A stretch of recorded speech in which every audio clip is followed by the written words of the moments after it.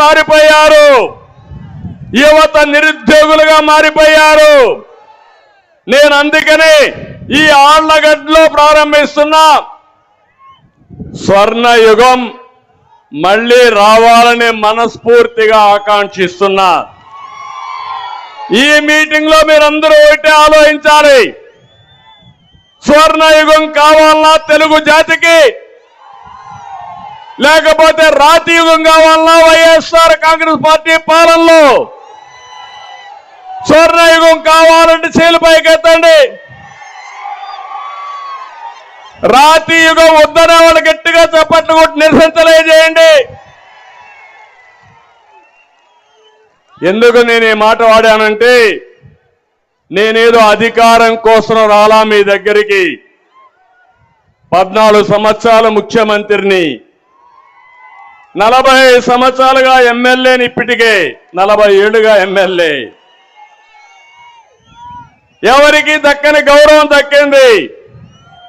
ఎవరు చేయలేని పనులు కూడా నేను చేసిన నిజాయితీ నిరూపించుకున్నా. ఈ రోజు నేను ఒక పిలుపు ఇవ్వడానికి వచ్చా. రాతి యుగం వైపు వెళ్తారా, స్వర్ణ యుగం కోసం నాతో నడుస్తారా అని మిమ్మల్ని అడుగుతున్నా. మీరు ఒక విషయం గుర్తుపెట్టుకుంటే, అనర్హులకి, అసమర్థులకి, రాక్షసులకి అధికారం ఇచ్చాం. అదే మనకు ఈరోజు కష్టం. అలాంటి దుర్మార్గులు రాకపోయింటే కష్టాలు వచ్చేటి కాదు. దీనికి ఒక సామెత చెప్తాను, ఒక చిన్న కథ మీ అందరికి ఆలోచించుకోవాలి. మీరు కూడా ఒకప్పుడు ఇనుంటారు కానీ మర్చిపోయి ఉంటారు. భస్మాసుడు ఉండేవాడు, జ్ఞాపకం ఉందా అందరికీ? ఈశ్వరుడి భక్తుడు భస్మాసురుడు. ఆయనతో తపస్సు చేశాడు బోడా శంకరుడు. ఆ తపస్సుకు మెచ్చిపోయాడు, కరుణించాడు, కోరుకోమన్నాడు. ఇమ్మీడియట్ గా భస్మాసుడు కోరింది, నేను ఎవరి తలపైన నెత్తిన చేయి పెడితే వాడు బూడిదైపోవాలా అని కోరుకున్నాడు. పాపం ముందు వెనక ఆలోచించలేదు. ఈశ్వరుడు ఆలోచించుకున్నా వరం ఇచ్చాను పో అన్నాడు. అక్కడి నుంచి ప్రారంభమైన కష్టాలు. తనకు వరం ఇచ్చిన భస్మాసురుడు, ఎవరైతే భస్మాసురుడు ఉన్నాడో శంకరుడి మీదనే చేయి పెట్టబోయాడు, ఆయన నెత్తినే చేయి పెట్టబోయాడు. శంకరుడికి దిక్కుదేల పాపం. ఏం చేయాలో ఆలోచించాడు, ఎక్కడెక్కడో దాంకున్నాడు. కడాన పోయి విష్ణువు దగ్గరికి పోయి, తప్పైపోయింది, నేను వరం ఇచ్చాను, వాడు నానెత్తినే చేయబెడుతున్నాడు, కాపాడు మహోప్రభు అంటే, అప్పుడు ఆయన మీరు చూస్తే విష్ణుమూర్తి మోహిని అవతారంలో వచ్చి ఈ భస్మాసురుణ్ణి మోసగించి కూడా అంటే మరిపించి తర్వాత ఆయన చెయ్యి ఆయన ఎత్తినే పెట్టుకున్నాడు. ఆ దెబ్బతో ఏమయ్యాడు? భస్మం అయిపోయాడు, బూడిదైపోయాడు. ఇప్పుడు ఇక్కడ ఏం జరిగిందంటే, మీ దగ్గరకు వచ్చాడా? ముద్దులు పెట్టాడా? ఒక్కసారి అన్నాడా? మురిసిపోయారా మీరందరూ? ఓటేశారా లేదా? ఇప్పుడు అందరూ నెత్తిన చేయి పెట్టాడా లేదా అని మిమ్మల్ని అడుగుతున్నా. అందరికీ కష్టాలు వచ్చాయా లేదా మీరే చెప్పండి. ప్రతి ఇంటికి, ప్రతి ఊరికి, ప్రతి ప్రాంతాన్ని నాశనం చేసిన చరిత్ర ఈ యొక్క సైకో జగన్మోహన్ రెడ్డి.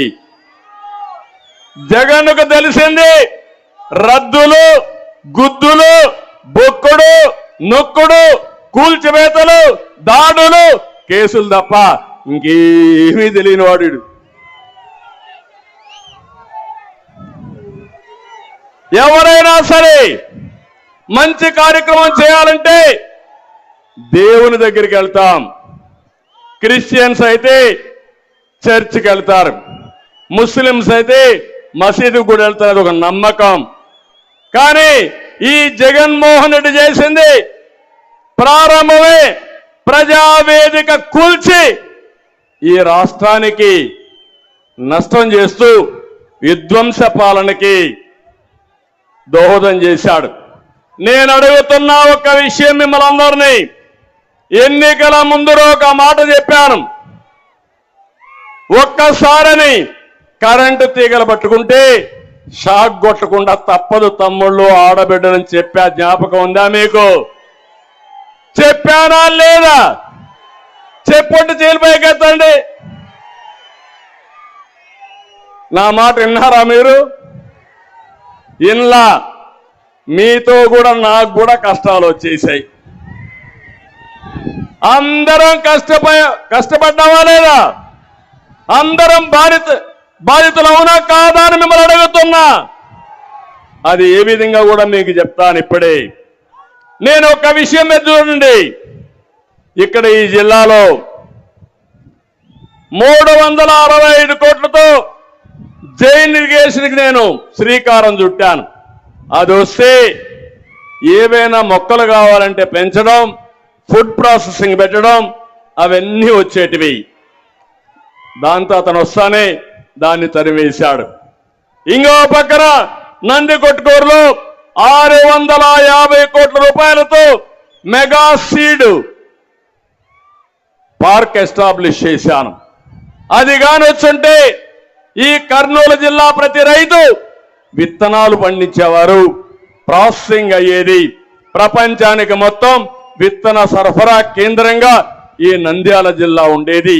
దాన్ని పుణ్యం కట్టుకున్నాడు. ఇంకో పక్క మీరు చూస్తా ఉంటే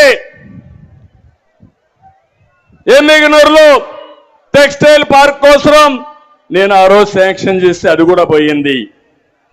ఇంకో పక్క ఇక్కడే ఓర్వకల్లో 15 నెలల్లో ఒక ఎయిర్పోర్ట్ నిర్మాణం చేసిన ఘనత తెలుగుదేశం పార్టీది. అక్కడే ఓర్వకల్లు ఇండస్ట్రియల్ టౌన్షిప్ కూడా ఎస్టాబ్లిష్ చేశాం. ఒక స్టీల్ ప్లాంట్ కూడా వచ్చింది. అదే నేనుంటే కర్నూలు ఒక పారిశ్రామిక వాడగా హబ్గా తయారయ్యేది. ఈరోజు మా తమ్ముళ్ళు మెగా డిఎస్సి కావాలి అని మా తమ్ముడు ప్లే కార్డు పెట్టుకొని వచ్చాడు. ఆ విషయం కూడా నేను మాట్లాడతా. ఇంకో పక్క ఇక్కడనే 6000 మెగావాట్లతో సోలార్ పార్క్ ఎస్టాబ్లిష్ చేశాను. అది ప్రపంచంలోనే అతిపెద్ద సోలార్ పార్క్ ఇది. ఈ సోలార్ పార్క్ వల్ల కరెంటు ఛార్జీలు తగ్గుతాయి. దానివల్ల ఈ ప్రాంతం సస్యశ్యామలం అవుతుందనే ఉద్దేశంతో దీనికి నేను శ్రీకారం చుట్టాను. అక్కడే ఆగిపోయే పరిస్థితి వచ్చింది.